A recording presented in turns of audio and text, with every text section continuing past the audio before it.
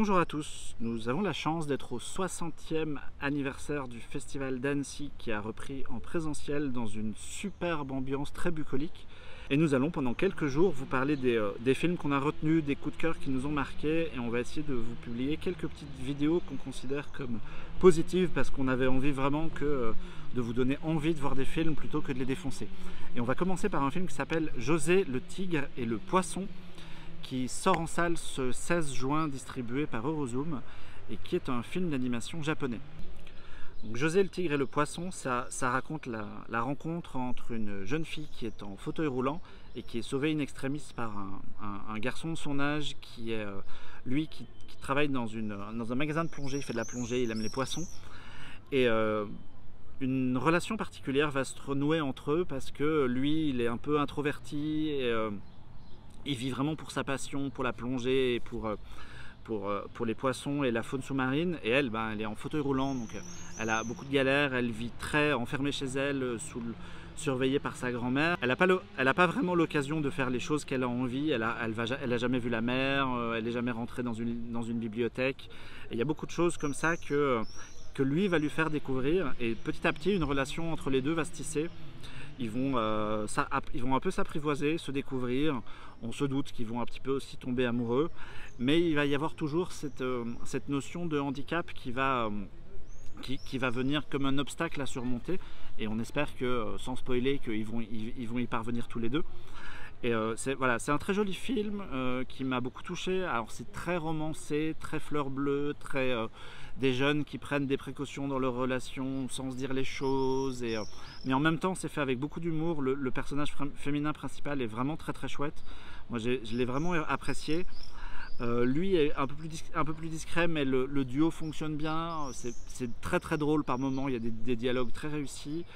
Et voilà, moi j'ai vraiment trouvé que c'était un film touchant, avec une jolie animation aussi, beaucoup d'effets de flou dans la mise en scène, sur les décors, et on sort un peu du cadre des choses très traditionnelles que le Japon nous a offert ces derniers mois.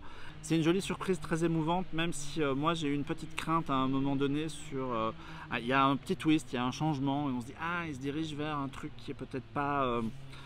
ce qu'on aurait voulu voir dans ce genre d'histoire », et pourtant voilà, le film parvient à retomber sur ses pattes, à rester intéressant jusqu'au bout quasiment.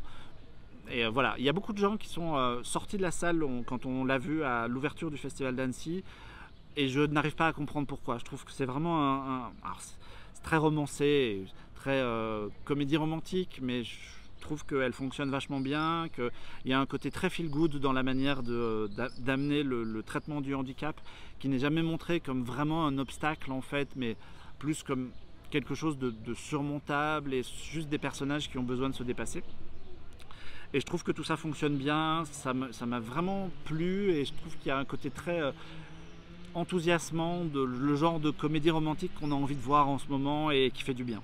Donc José le tigre et les poissons, ça commence plutôt bien, c'est assez joli. Moi ça m'a un petit peu fait penser à Your Name, une espèce un début d'histoire d'amour qui commence comme une histoire d'amitié et qui n'est pas vraiment une histoire d'amour, avec des adolescents qui se cherchent. Donc ça commence assez bien, c'est assez touchant, ça parle de plein de choses, de Françoise Sagan, de découvrir la vie, de bibliothèque, de la mer. C'est assez mignon, et puis en fait au bout de 45 minutes il se passe un twist que je ne révélerai pas. Et là, je trouve que ça devient un peu plus laborieux, ça tombe dans la niaiserie, un peu facile, un peu tire-larme sur la fin, et assez ennuyeux en fait par moment. Donc c'est un petit peu dommage de ne pas avoir poussé le concept jusqu'au bout du truc de une personne handicapée découvre un petit peu le monde extérieur. Et voilà, ça tombe un petit peu dans la niaiserie, et c'est un petit peu dommage.